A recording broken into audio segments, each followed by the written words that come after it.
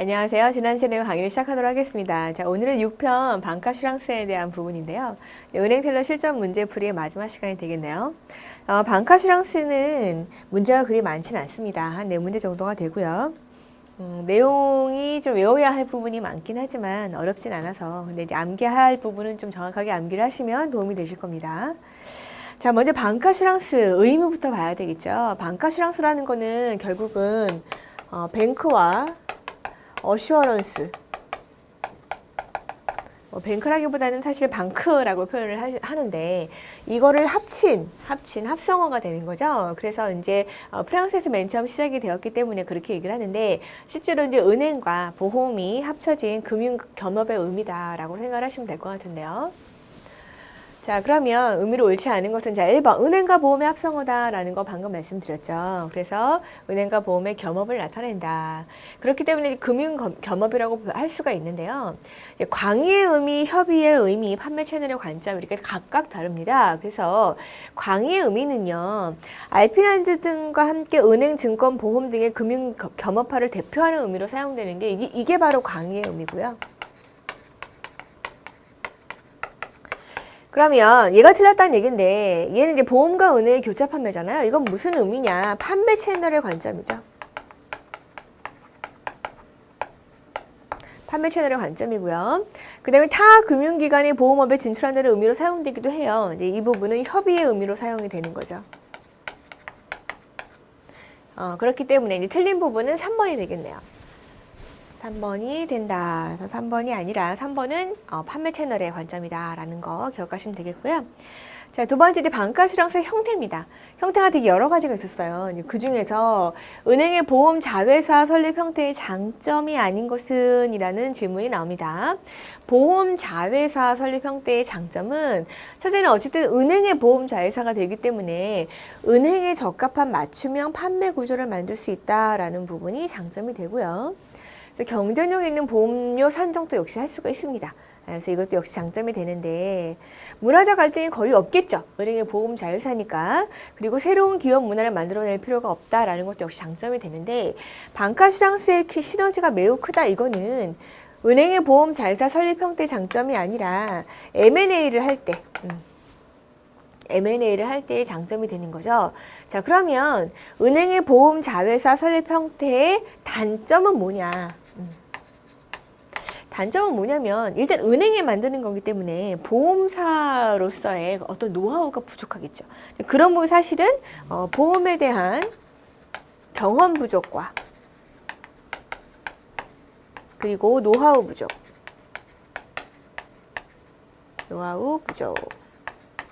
이게 단점이 되는 겁니다. 자, 그래서 설립할 때의 장점이 아닌 것은 3번 시너지가 매우 크다라는 부분은 M&A를 할 때, 즉 보험회사를 인수합병할 때의 장점이다. 그러면 제가 방금 형태가 3가지가 있다라고 말씀을 드렸는데요. 그중에 첫 번째 부분을 설명을 드렸고요.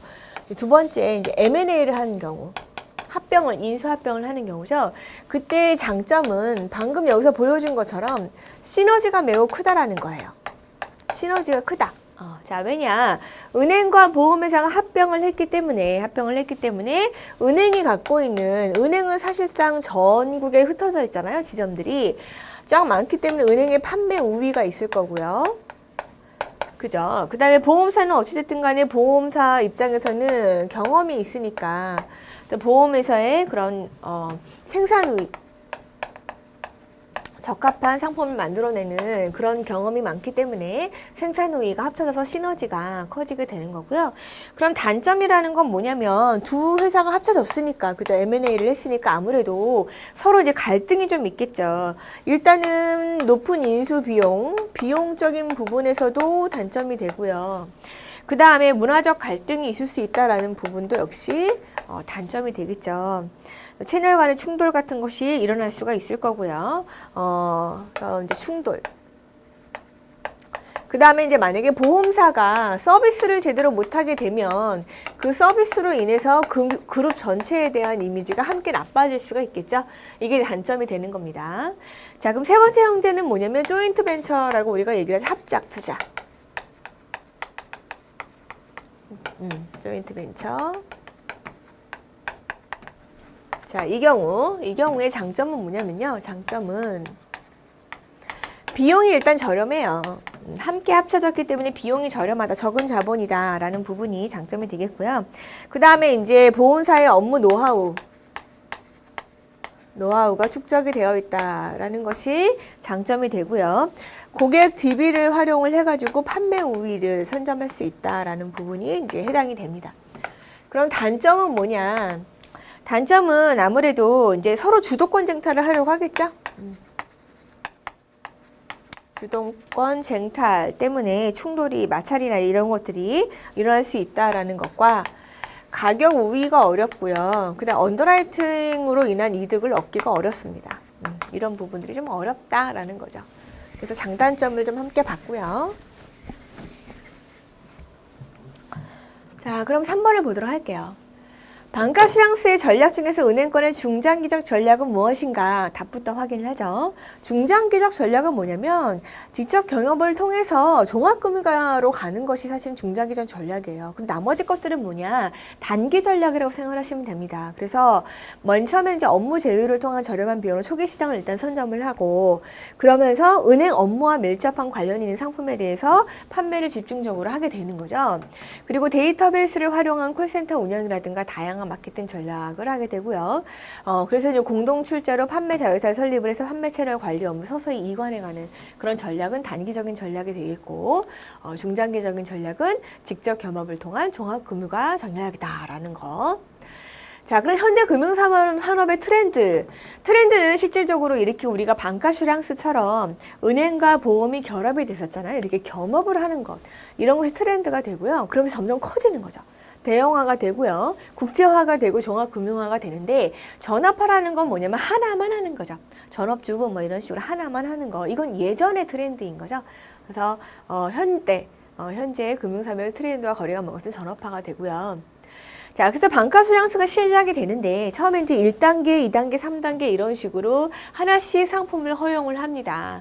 단계별로 상품을 허용을 하게끔 되는데 1단계에서 허용된 상품은 연금보험이라든지 주택화재보험이라든지 신용생명보험, 이건 이제 대출을 해줄 때 혹시 대출을 받아간 계약자한테 무슨 일이 생기게 되면 거기에 맞춰가지고 어쨌든 고객 입장에서는 혹은 가족 입장에서는 그걸 부담을 해야 되는 거니까 거기에 관련된 신용생명보험이라든가 개인 저축성 보험 이런 것들은 1단계에서 허용이 됐었어요.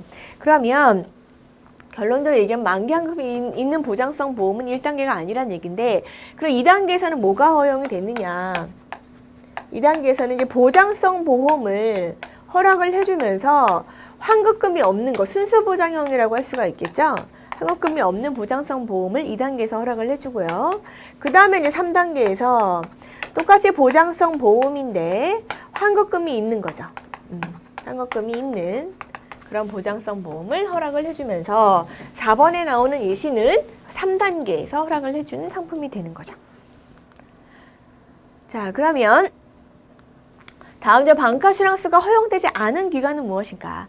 아까 얘기했지만 원래 은행과 보험이 결합된 것이 방카슈랑스다라고 했지만 은행에서만 보험 상품을 취급하는 것은 아니고요. 증권사에서도 취급을 합니다.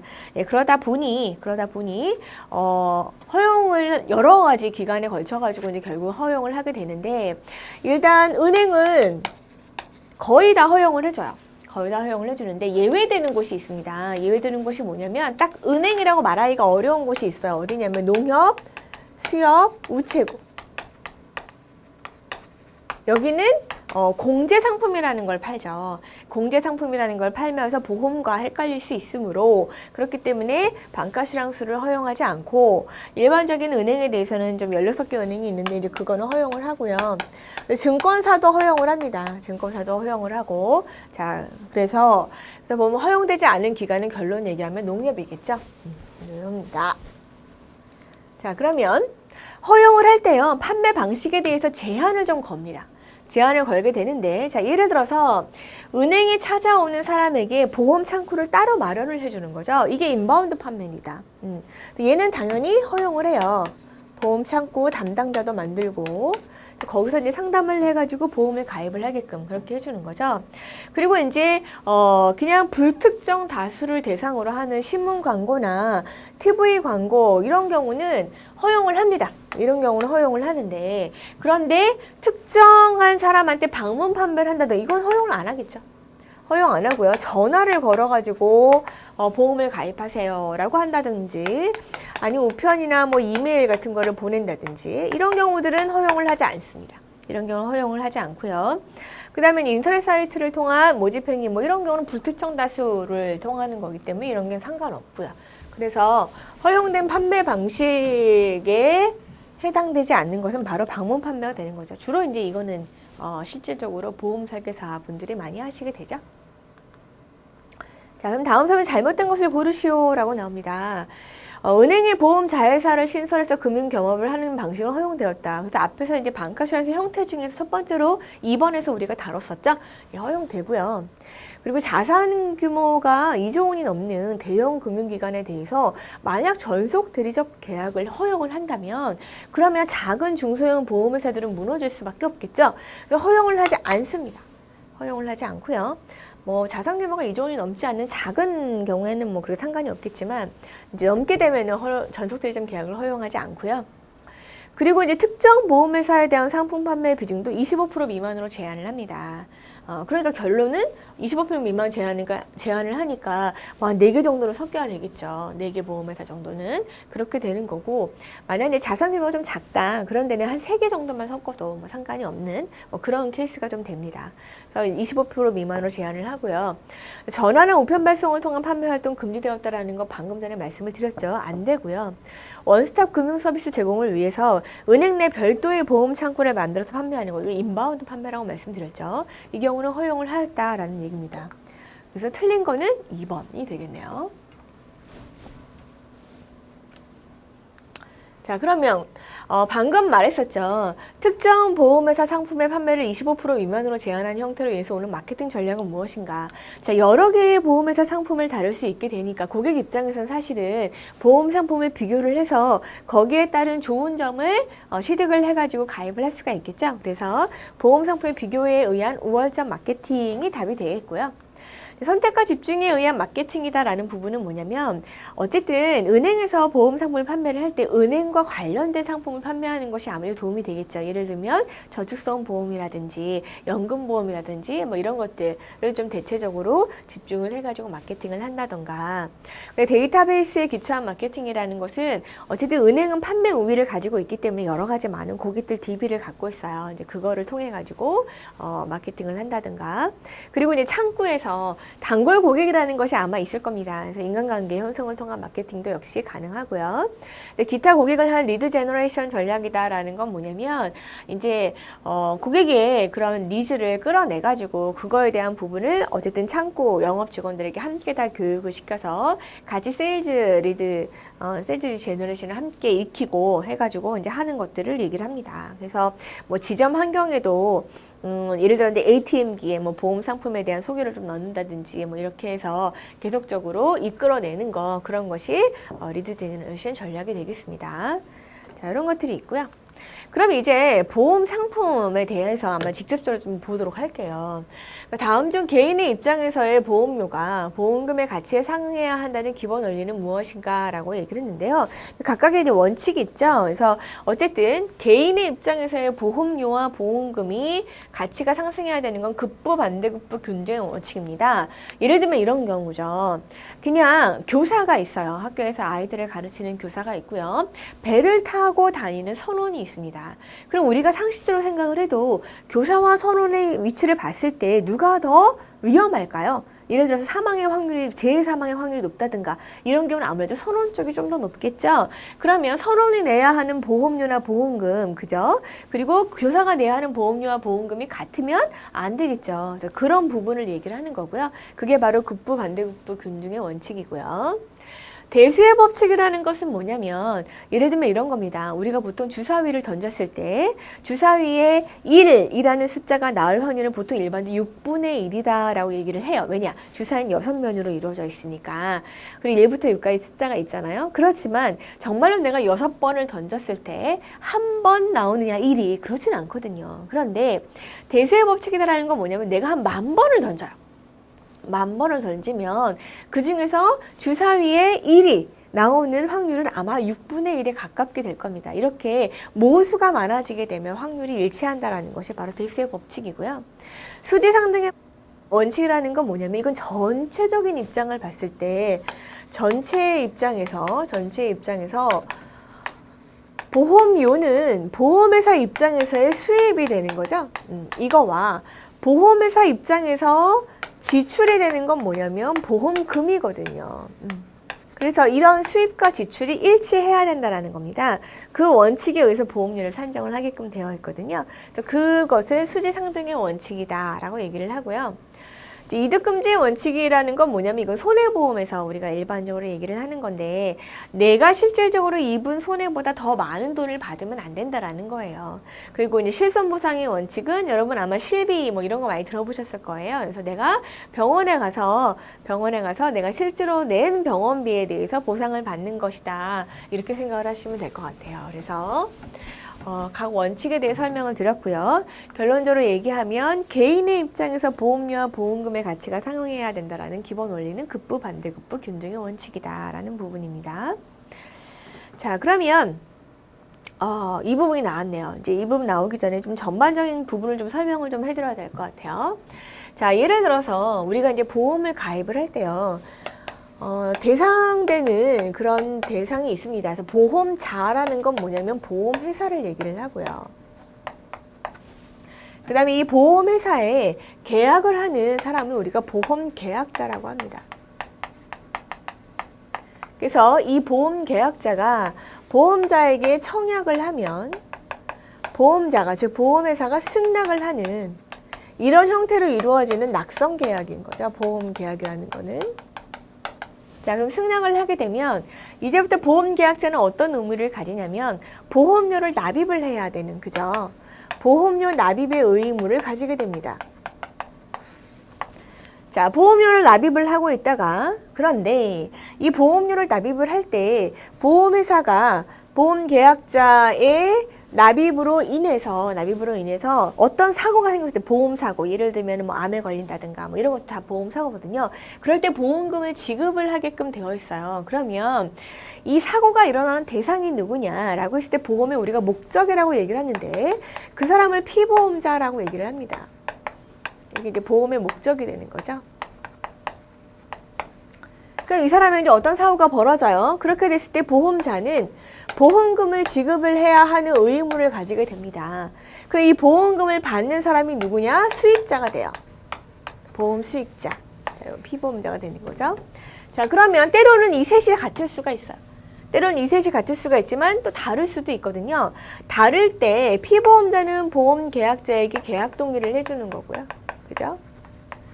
수익자에게는 수익자 지정 동의를 해주는 거죠. 이런 관련을 가진다라는 걸 일단 여러분이 기억을 하시고요.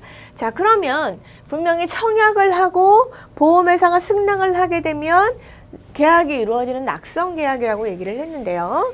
그 플로어를 한번 보도록 할게요. 자, 예를 들면 이렇게 되는 거죠. 우리가 청약을 해요. 청약을 할 때 1회 보험료를 납입을 하게 됩니다.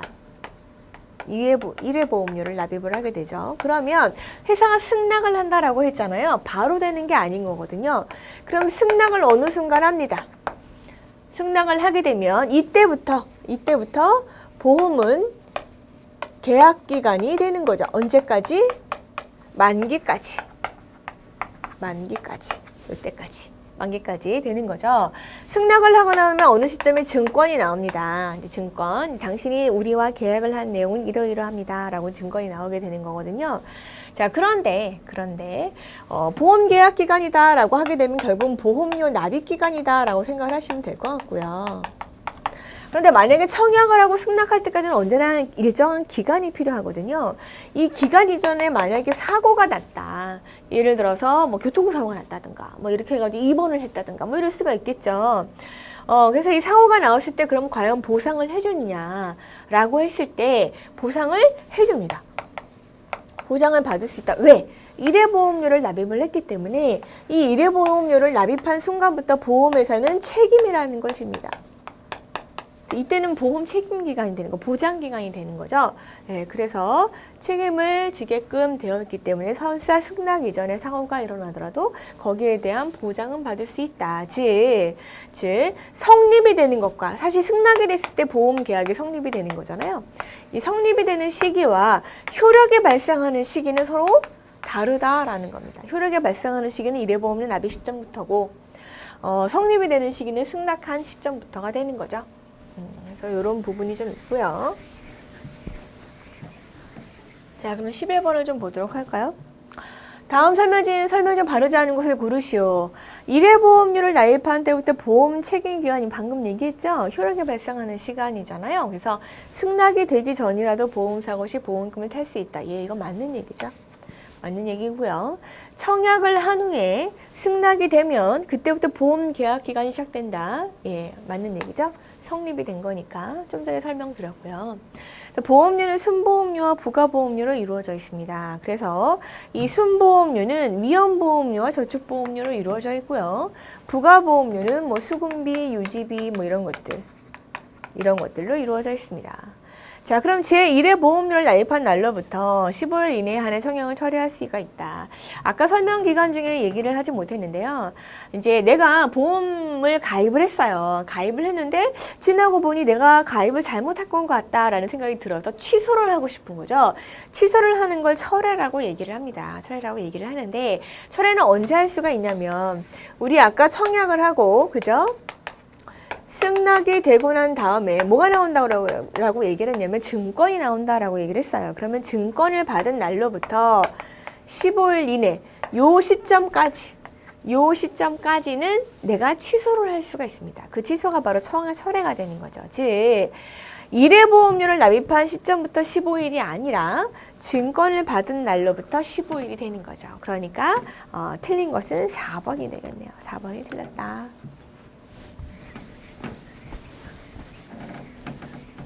4번이 틀렸고요. 자, 그러면 12번 보도록 할까요? 다음은 손해보험에 대한 설명이다. 바르지 않은 것은 손해보험에 대한 부분은요. 아까 우리가 보험의 원칙에서 얘기했던 것처럼 직접적인 손해액만을 원칙으로 하는 이득금지의 원칙을 적용을 합니다. 이득금지의 원칙을 적용을 하고요. 이건 이제 용어에 대한 해석인데 보시면 만약 자동차가 도난이 됐어요. 근데 자동차 보험에 가입을 했었던 거죠. 그래서 그런 배상을 손해보험에서부터 받았습니다. 예를 들어 그게 이제 2천만 원이어서 2천만 원 받았단 말이에요. 그 다음 차후에 자동차를 찾게 되면 그 내 자동차인가요?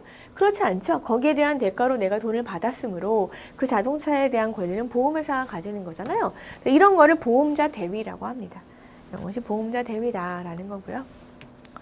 그 다음에 손해보험은 장기 손해보험이 있고 단기 손해보험이 있는데 장기 손해보험은 얘는 기본적으로 3년 이상이에요. 뭐 3년짜리도 있을 거고 10년짜리도 있을 거고 이제 3년 이상 이렇게 되고요. 그 다음에 해지환급이 있습니다. 해지환급이 있다. 그러면 단기 혹은 우리가 일반 손해보험이라고 얘기하는데 걔네들은 해지환급이 없다는 얘기죠. 대표적인 게 자동차 보험이에요. 자동차 보험은 가입하면 1년마다 갱신을 하거든요.